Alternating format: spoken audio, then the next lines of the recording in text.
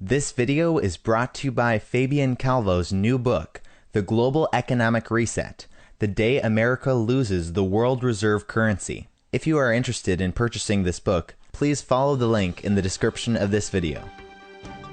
Hey everyone, this is Elijah Johnson with FinanceInLiberty.com, and back with us today is Gregory Mannarino from TradersChoice.net.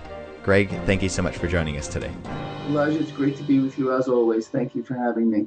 All right, so this Wednesday, the Federal Reserve ended their quantitative easing, aka money creation program, and former chairman of the Fed, Alan Greenspan, was actually interviewed at the Council of Foreign Relations, and he said that he sees turmoil ahead in the economy as the Federal Reserve tries to end its easy money policy.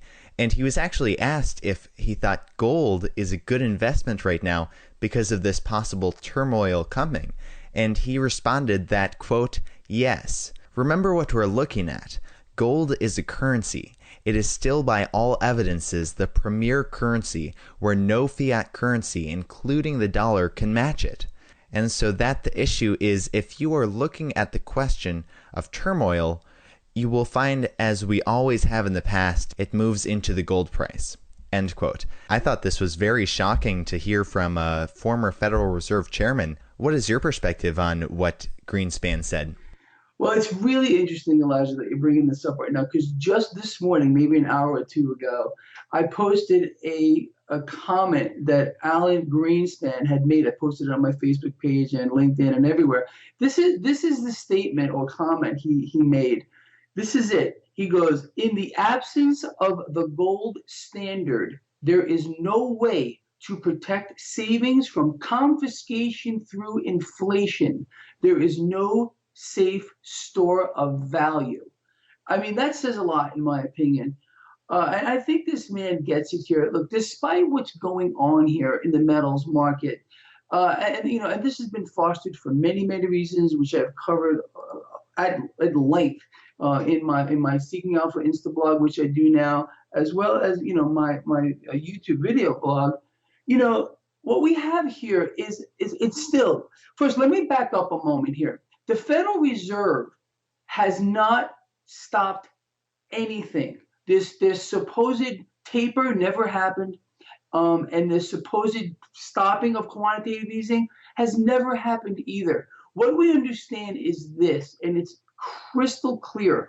Several weeks ago, the Federal Reserve required banks, not made a request, required banks to now hold what they call liquid assets.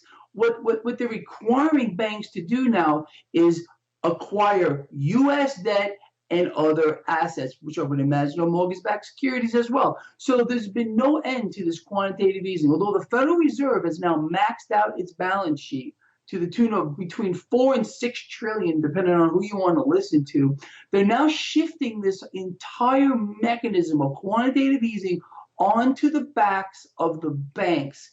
And this is incredibly dangerous because what the Federal Reserve is going to do is force the banks to max out their balance sheets as well. And they don't have a printing press. So where's all this cash going to come from? It's going to come from the Federal Reserve. So all this is just going to play out, Elijah, worse, in my opinion, than we ever have imagined before. Despite what the stock market might be doing today, the Dow Jones Industrial Average is up over 200 points today, which is kind of interesting because they supposedly ended QE yesterday. There's been no end to QE. This will not stop. Again, all they have done is shifted their quantitative easing program onto the backs of the banks. And this cannot end well, in my opinion. And we're just going to have to watch this play out. Now, with regard to gold, again, let's go back to what Alan Greenspan said. They can't stop this. There's no way the developed nations of the world who have adopted this debt-based economic model can ever stop their relentless acquisition of debt in perpetuity. What that means is they will continue to borrow cash from the future to live a better now, and that will dilute the dollar. I don't care what the dollar is doing in the short run here. We've seen the dollar getting stronger. But this will not last. No bull market in anything lasts forever. So what we're going to see at one point, it's very simple to understand this. I sincerely believe more than ever, now that the Federal Reserve has pushed their quantitative easing program on the banks, we're going to see a hyperinflation in the debt market beyond where it is now. But at one point, again, the debt is in a bubble and it will burst. When that debt bubble bursts, these liquid assets will become illiquid, and the entire system is going to be bankrupted. So the only safe place to be at that point is going to be in hard assets like gold, like silver. And I think people just need to keep that in mind. What I see happening right now with this, again, we've had a pretty gruesome day just today alone with regard to gold and silver. This is an opportunity beyond any shadow of a doubt, because this is not a trade. We're not holding this for a day. We're not holding this for an hour or even a week or a month or a year. We're going to hold on to this because we're betting against the debt bubble. We're taking the short end of the trade. It's the most simple way to picture it. As a trader, this is how my mind works. And I think we just need to understand that this entire mechanism cannot be sustained because the debt cannot be sustained. And they're going to keep hyperinflating it until it blows up. Now, it's interesting because you mentioned that the precious metal markets are under pressure right now because of the Federal Reserve ending their quantitative easing program. But Alan Greenspan seems to think that the move away from an easy money policy would actually be bullish for gold. But right now we're seeing gold dropping and silver is actually at a 4-year low. Why do you think we're seeing precious metals fall?